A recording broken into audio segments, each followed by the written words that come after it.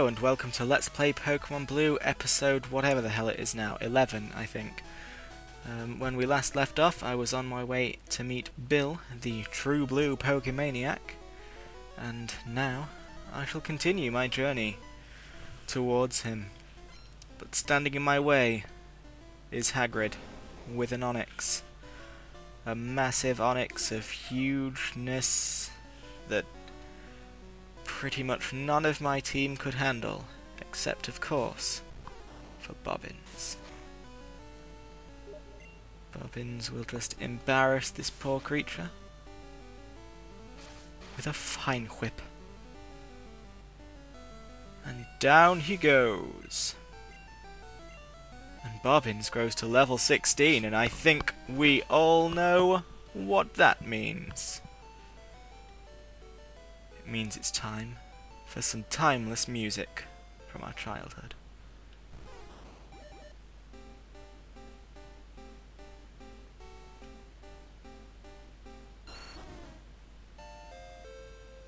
Kablamo. Which... that... I can't even talk, I'm so stunned by the evolution, but the evolution sequence itself seems to be really rushed compared to later gens.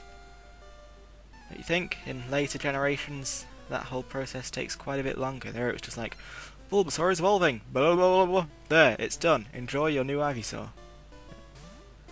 It's just very quick to me. But anyway, this lad, whose father took him to a fantastic party on the St. Anne, somehow got hold of a Slowpoke, which is very nice. And that confusion doing massive damage.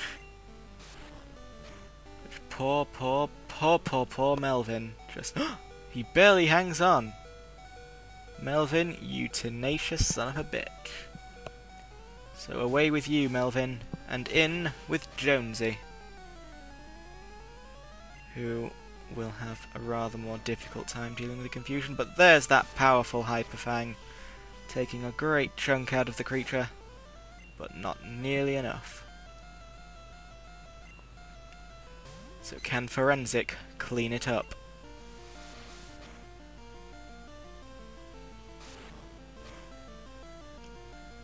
Just look at that defensiveness. He's not nearly as fragile as Melvin is, that's for sure.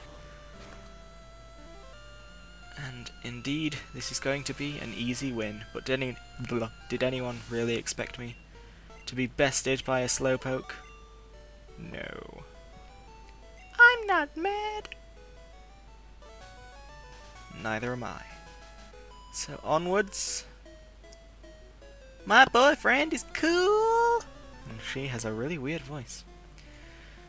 So 'tis Lass, and she wants to fight.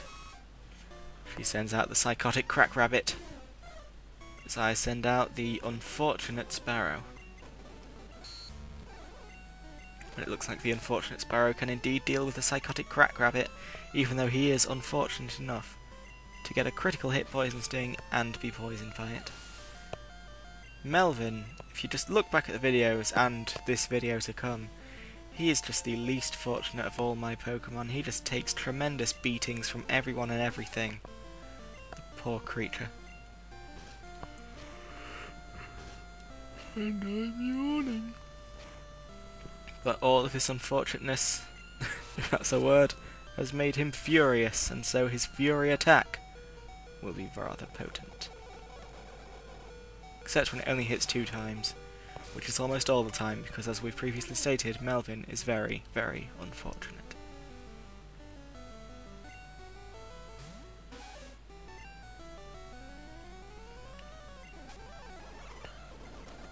Bit of girl-on-girl action, and of course Missy cleans it up, because Missy is the best Nidoran that ever there was.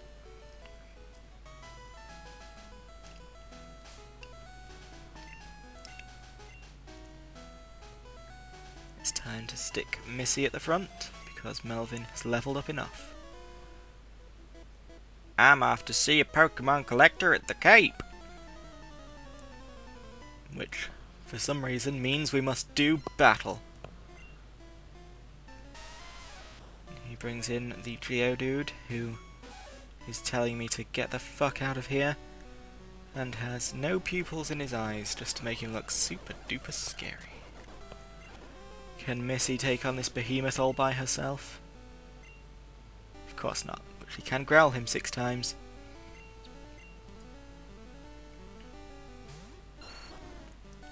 And I then switch to Bobbins and Vine with it. I'm not sure what my tactical reasoning was when I did that. I will growl him so he only does a small amount to Bobbins when he goes in to kill him. I don't even know. I do not understand what past Jamie was thinking. I know what he's thinking this time. He's thinking I don't want Bobbins to get grossly overleveled, so I'm just going to Leech Seed and switch to someone else.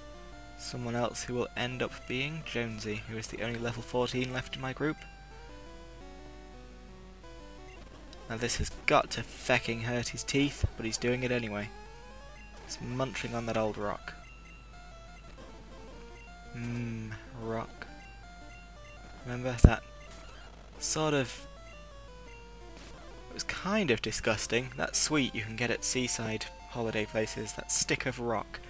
It's initially delicious when you're just sort of enjoying the outside coating-y bit, but then when you get to the weird inside chewy, crunchy, strange bit, it sort of loses its effectiveness, I find. But have you noticed that fighting moves aren't super effective against normal moves in Generation 1?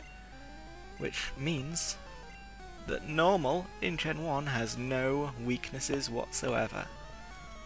Very subversive.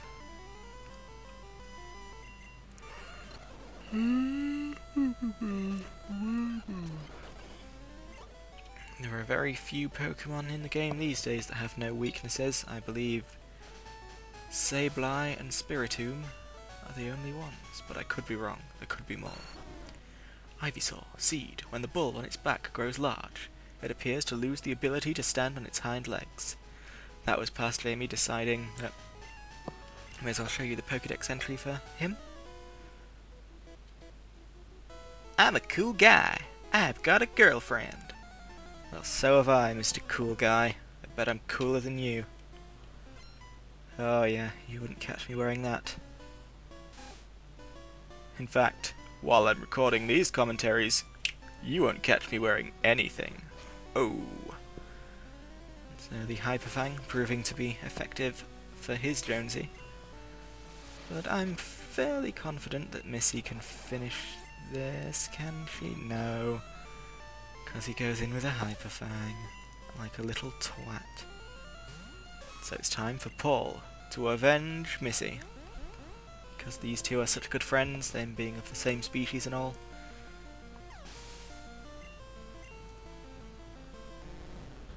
Oh no, it is time for a cons. There must be a severe oxygen shortage in my room, which is likely, actually.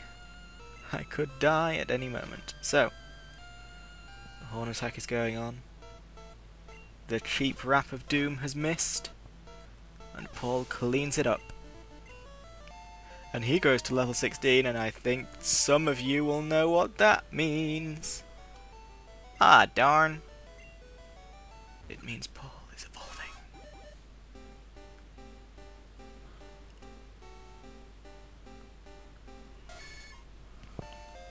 The Crack Rabbit has evolved into a steroids rabbit of crack. And it's time to see what his deal is. Nidorino, Poison Pin. An aggressive Pokemon that is quick to attack. The horn on its head secretes a powerful venom. Lovely. And now, ladies and gentlemen, I want to know what your thoughts are on Nidoking and Nidoqueen. From an in-universe lore perspective, are they naturally supposed to exist? I mean, they evolved from Nidorino and Nidorina from Moonstones, which allegedly do in fact come from the moon, along with Clefairy. So what I'm wondering is Nidorino and Nidorina the proper adult forms of these Pokemon, and Nidoking and Nidoqueen just sort of absolute mutants? No? Like, the Moonstones have exposed these peaceful creatures to radiation and they've become ungodly, twisted monsters? Is that what's going on here? Or am I just overthinking things? I'll let you decide. And so here we have a wee little Sandshrew, who has put one sand attack on Missy, and so she's not going to hit anything ever again. So she's gonna run away to fight another day. And Melvin is gonna come in with his fury. Fury. Just one of these days I wish I could sound like a real man. Fury. See? Oops. Bit of a jump there, but yeah. Whenever I try to put on even mildly deep voice, I just go croaky. And so the lass, I missed what it was she said, but it was something to do with something. So it is time for a dish. And Missy can surely handle a dish. There you go, she can, and she's grown to level 16, and I think by now a lot of you have twigged what that means. But she's staying in for no particular reason. Oof, quick attack. Oh, who's gonna win? Of course Missy's going to win. But now this a dish may just finish her off. Missy just getting in all the damage she can, ready for the next Pokémon in my team to finish it off. And who shall it be? Who shall it be? It shall be Forensic, because for some reason, in my mind, I still view him as being weaker than Melvin, even though Melvin is the one who is constantly killed. Missy is evolving!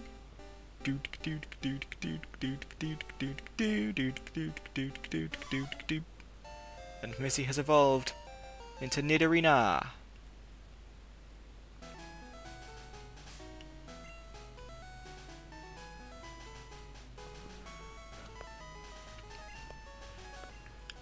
Nidorina, Poison Pin.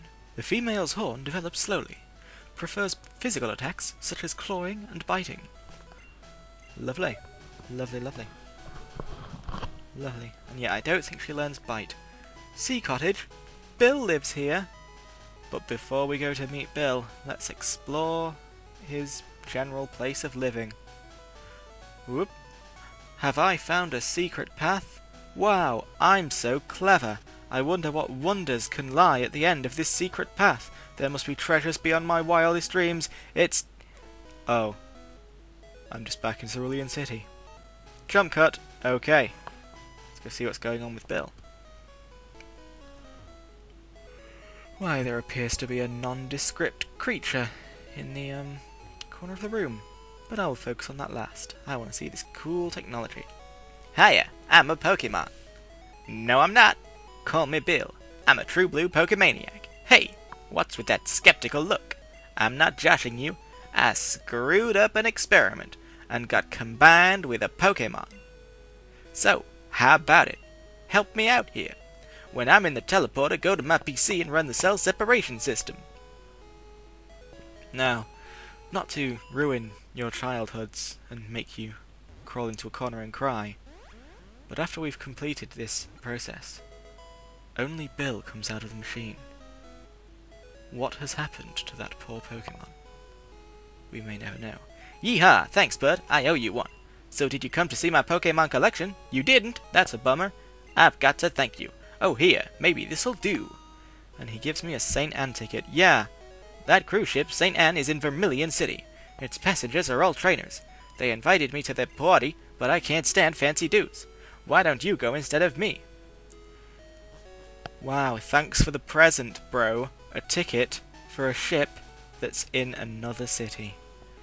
That's like someone giving me a ticket to... something that's not where I live. Yeah, that's what that's like. Thor! Oh yes, what I'm showing you here is that because Missy and Paul have evolved into Nidorinos and Nidorinas, they have been replaced in my team with a Zubat and a Sandshrew. And many of you may be sad to see them go, but I just don't think Nidoking and Nidoqueen are particularly useful in Generation 1 or single player.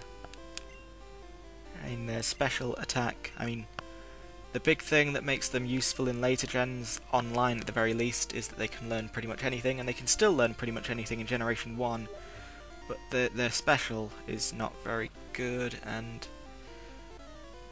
in the single player you don't really need to have a Pokemon that can learn everything. You can get away with just having a very simplistic team. Anyway, I am now getting ready to face Misty, but first I must face her underlings, and this is a Horsey. And Horsey will eventually, in generations to come, grow up to be one of the most annoying dragon types in existence. Not the strongest, just the most annoying. But for now, he is an innocent little seahorse, and we must love him for that. So there's some quick attack versus bubble action. Who will win out? I just don't even comprehend. It will be Forensic, because Forensic is the man. And he has grown to level 16, and I think we all know what that means. He's not going to evolve for another 2 levels. And now Shelder sporting a tongue. I don't know what it is with Generation 1 and tongues, but let's review. We have Lickitung, that's obvious. We have Seal. We have Shelder. We have Golbat, which is just freaky as all hell. Do we have more? I would not be surprised if there were, in fact, more. I will keep my eye out. But there are just tongues a-lolling all over the place in Generation 1. They tend to get over it in later generations until Generation 4, when for some reason Licky Licky appears. Which is... I don't know, that just keeps me up at night. Poor Melvin, again, he just can't catch a break. So Jonesy will take all of the credit for Melvin's hard work, by again probably really hurting his teeth trying to bite through a shell. But I have defeated Swimmer. That can't be! Swimmer has teleported. Not that I've edited away Pokemon Center visits or anything like that. I'm more than good enough for you. Misty can wait. So it is time to face Junior Trainer, female. And she has a Goldeen, Goldeen, Goldeen, Goldeen, Goldeen, Goldeen, Goldeen, Goldeen. Whereas I have a Furious Melvin, who will get a critical hit Fury attack, and in Generation 1, for multi-hit moves, the critical hit applied to every single hit of that move, rather than just the specific one it critically hit on, so that was nice. But then Goldeen reveals herself to be a bitch in sheep's clothing, and uses Supersonic. However, Melvin is not going to fall for that kind of trickery, because he is a wonderful, wonderful creature. Poor Melvin. Poor, unfortunate Melvin. Get him, Jonesy. Avenge Melvin's death, or take credit for his work again, you little bitch. Jonesy has grown to level 16, and I think we all know what that means. If I were Gary Oak, I'd have a fucking Raticate by now, because Gary Oak's a bitch. And it is time, it is time, it is time. I am indeed a new face. You have never met me before. Trainers who want to turn pro have to have a policy about Pokemon. What is your approach? That's my Misty voice. When you catch Pokemon, my policy is an all-out offensive with water-type Pokemon. Munchkins, attack! And so, the battle of the century begins. We open up with a Staryu. A Staryu. Fury!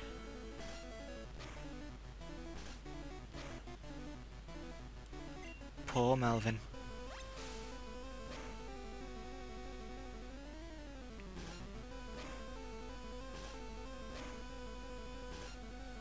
Attaboy, Melvin!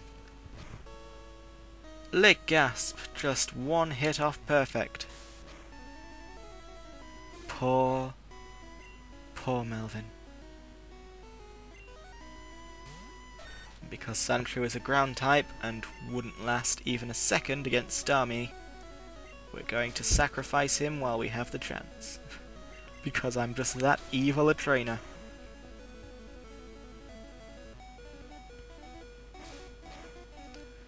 But Thor takes him out. Doesn't even level up, harsh. But he stands not a single chance against Starmie. And down he goes.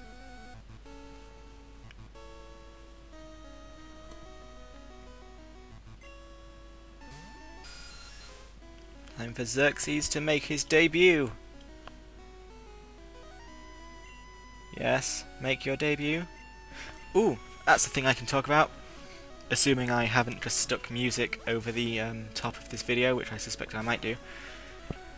Bite, normal in Generation 1, Dark from Generations onwards. Everyone, well not everyone, but most people are always like, why is Bite a Dark side move? It makes no sense. Dark type doesn't refer to like shadow powers or dark magic or evilness. It simply refers to tactics that are dirty and underhanded. That's why moves like feint attack, where you sort of hide and then attack your opponent, are dark. That's why moves like pursuit, where you try to chase your opponent and hit him in the back, is dark. Beat up, where every single Pokemon in your team attacks, is dark. It's just about dirty, underhanded and pragmatic fighting techniques, which is why fighting type is strong against dark type, because someone who's actually good at fighting can beat a dirty rat every single time. As for why dark types are immune to psychic types, that perhaps makes a little bit less sense. I suppose if you're an arsehole, your brain is fucked up enough to not be affected by psychics. I don't know. But anyway, Starmie has annihilated every Pokemon in my team, and it's just left for Bobbins. Does Misty have a super potion? No, she doesn't. She's a fair Pokemon trainer, and so we will win, without much drama, because, well, many would say it's because I'm a noob and picked the grass type who's strong against the first two gym leaders, but we'll see who's a noob. Because, what was I going to say? Yeah, we'll see who's a noob, because, well, yeah, grass type is pretty disadvantageous to have in the later games, but I'm still gonna rock it. Anyway, I've won, and she's informing me that because I have defeated her in battle, I have now earned the right to do some pruning. And she's also given me Bubble Beam. Anyway, this video has gone on plenty long enough.